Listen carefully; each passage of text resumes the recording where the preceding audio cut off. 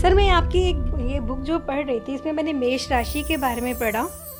इसमें आपने लिखा है कि ब्रह्मांड की शुरुआत एक विस्फोटक से हुई। तो जो मेष राशि है वो भी ज़ोडिएक की पहली राशि है, तो इसको भी आपने एक विस्फोटक राशि बोला है।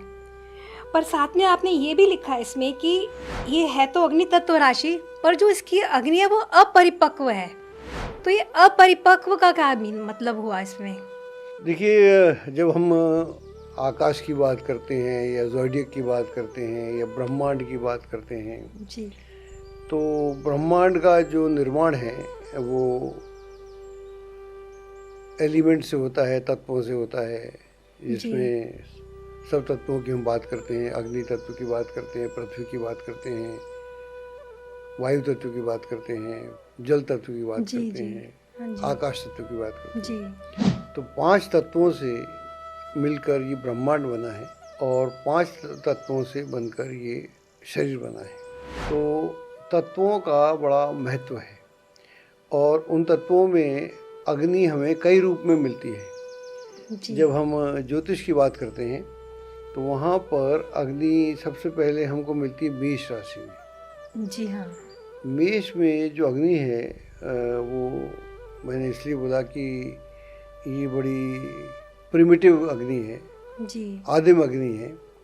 आदिम अग्नि इसलिए है कि आदमी को पता नहीं था शुरू में, जब उसने अग्नि की खोज की उसे पता नहीं है। ऐसे ही एरीज के जो लोग होते हैं, मेष के लोग होते हैं, चाहे उनका लग्न हो चाहे उनकी राशि, उन्हें पता नहीं है कि उनके अंदर कितना फोर्स है। जी।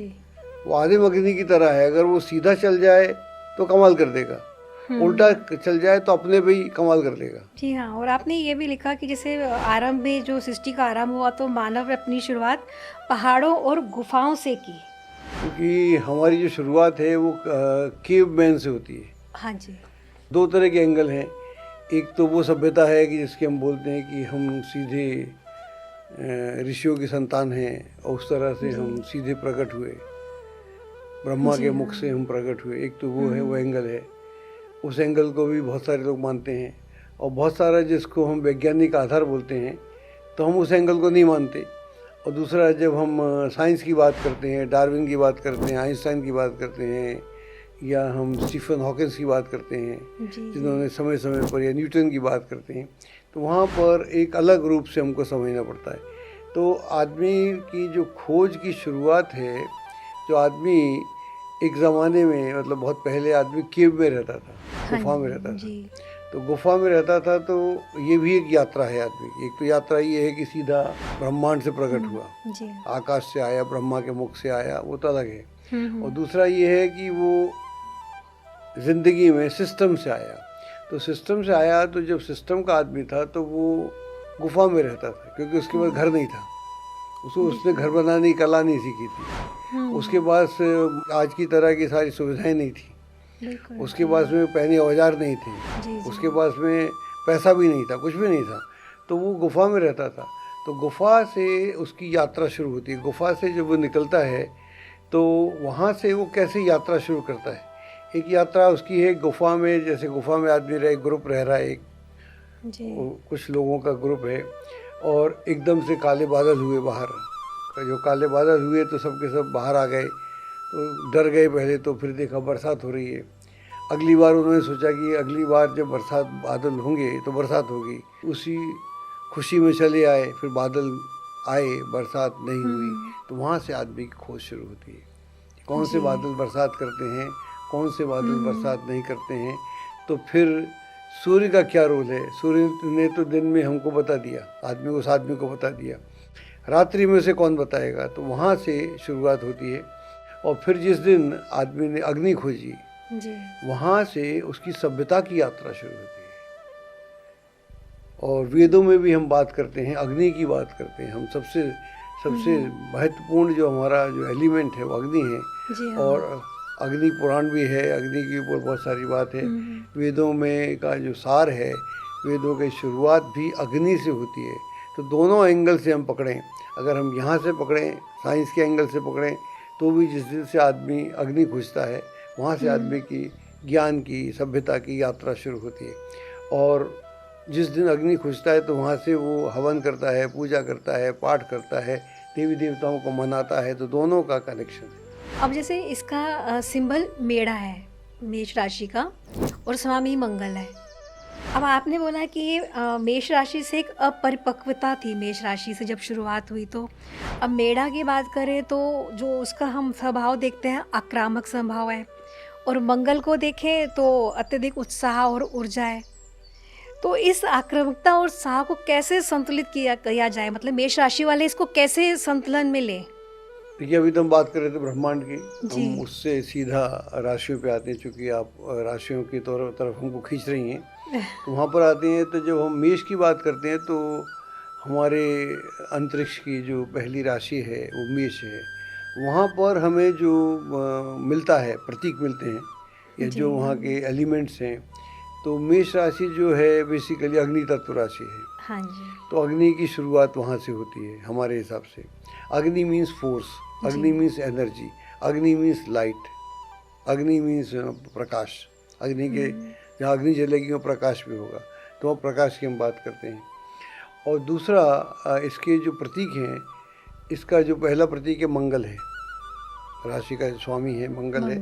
हाँ जी। तो मंगल जो मेष का जो मंगल है उसके पास में बहुत फोर्स है, जी, और इतना फोर्स है कि वो कुछ भी कर सकता है। जब आदमी के पास फोर्स होता है, वो दिशा हो तो कमाल करता है, वो दिशा ना हो तो वो उल्टा कर देता है। पर यहाँ पर जो फोर्स की बात जो समझ में आ रही है वो तो दिशा ही नहीं समझ में आ रही है, बिल्कुल क्योंकि ठीक बात उसके है। पास अभी कुछ साधन नहीं है, कुछ समझ नहीं है, एक शुरुआत है। वहाँ पर और भी फैक्टर लेने पड़ेंगे। तो हमको वहाँ पर अगर मान लो जैसे हम विज्ञान की बात करते हैं तो वो कहता है कि बिग बैंग से हमारी यात्रा शुरू हुई। हाँ जी। तो बिग बैंग में यात्रा शुरू हुई तो बोलते हैं कि जो एटम थे वो बिल्कुल डॉर्मेंट पड़े हुए थे, और वो अंदर ही अंदर उसमें कुछ रिएक्शंस हो रहे थे, लेकिन पता नहीं चलता, सडनली एकदम से विस्फोट होता है। ऐसा वहाँ से बिग बैंग की थ्योरी हम बोलते हैं। तो अगर राशियों का चक्र देखें तो एग्जैक्टली वैसे ही है। तो मेष में हमें क्या दिखता है? मेष में हमें जो उसके प्रतीक हैं, पहला प्रतीक हमको दिखता है कि मंगल है वहाँ पर। तो मंगल में इतना फोर्स है, इतना किसी और ग्रह में फोर्स है ही नहीं, आप भी जानती हैं। वहाँ पर जो पहला नक्षत्र हमको मिलता है वो मिलता है केतु का। जी। तो वो अप्रत्याशित, केतु भी अप्रत्याशित, अकस्मात। जी, केतु का कोई क्या करेगा, केतु किसी को नहीं मालूम। और उसके पीछे फिर यहाँ पर सूर्य आके उच्च का हो जाता है। जी। सूर्य भी आके यहाँ पर उच्च का हो जाता है, और ये अग्नि तत्व राशि है और पहली राशि है जो, और इसका जो प्रतीक है वो मेढ़ा है या रैम है। रैम जो है, रैम को अगर आप देखें, मेढ़े को देखें, तो मेढ़ा बड़ा शांति प्रिय एनिमल है। उसका जो वेपन है या उसका डिफेंस है वो उसके सींग है, सीधा वार करता है आमने सामने। सींग उसके सर में है। जब आदमी के सर में सींग हैं और तो हथियार है नहीं उसके पास, तो उसकी जो सारा डिफेंस होगा या ऑफेंस होगा वो सर से होगा। बिल्कुल। यानी उसका दिमाग इन्वॉल्व होगा। दिमाग में जो फीलिंग होगी उसी हिसाब से होगा। अगर वो सही रास्ते पे चल रहा है तो कमाल करेगा, और अगर उल्टे रास्ते पे चल रहा है तो विध्वंस करेगा। इसलिए मंगल के लोगों से दोनों तरह की उम्मीदें रहती हैं। बिल्कुल। जो मेष के जो लोग होते हैं, चाहे लग्न हो उनका, चाहे उनकी राशि हो, फर्क नहीं पड़ता, दोनों के परिणाम मिलते हैं। अगर मान लो आपका लग्न मेष है और राशि कोई और है, तो वहाँ पर आपको मेष के रिजल्ट भी मिलेंगे और राशि के भी मिलेंगे। इसको दोनों एंगल से पकड़ना पड़ेगा। जो हम बात कर रहे हैं इसको सिर्फ चंद्र राशि से नहीं, इसको चंद्र राशि से भी और लग्न राशि से भी, दोनों से ही समझना पड़ेगा। तो दोनों से समझेंगे तो इतने फोर्स जब होगा। अच्छा, उसमें जो नक्षत्र है उसके जो लॉर्ड्स हैं वो अश्विनी कुमार हैं। अश्विनी कुमार दो तरह की इंडिकेट करते हैं, एक तो केतु के तो हैं ही, और वो हीलर भी हैं। हाँ जी। तो इस दुनिया की शुरुआत होगी तो इसमें सारे वुंड्स होंगे, इसमें सारे दिक्कतें आएंगी, सब तरह की परेशानियाँ, बीमारियाँ होंगी, सब तरह के घाव लगेंगे। तो हीलर भी है। तो ब्रह्मांड की शुरुआत में विस्फोट भी है और उसको हील करने का बंदोबस्त भी है। तो दोनों को मिलाकर हमको मेष राशि को समझना पड़ेगा। और जब हम मेष राशि के किसी व्यक्ति को समझते हैं तो उसमें हमको यही सारी बात समझनी पड़ेगी।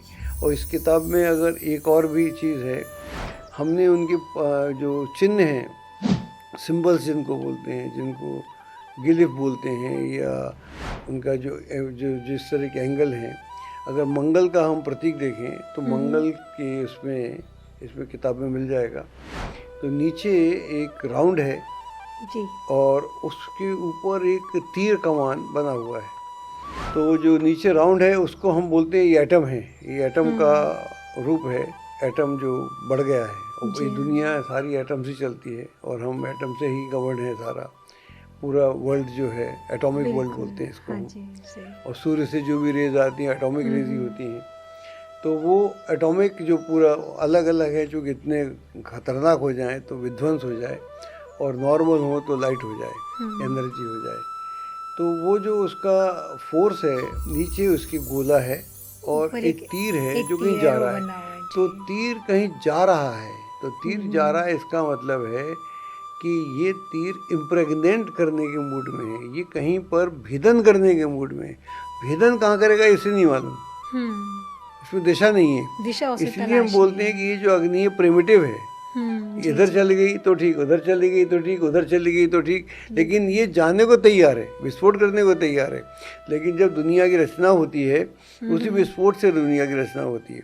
तो वो जो विज्ञान बोलता है आज 400 साल से, ये हम हज़ारों सालों से बोल रहे हैं कि अगर राशि चक्र ऐसा है तो उसमें इतने एलिमेंट होना चाहिए, तभी ये ब्रह्मांड बन सकता है, वरना बन ही नहीं सकता। और ये अगर गुण हम अगर एरीज में देखें, एरीज का आदमी चूँकि इतना जो इनिशिएटिव ले रहा है, जो कुछ शुरुआत कर रहा है, तो जाहिर है उसमें लीडरशिप क्वालिटी भी है।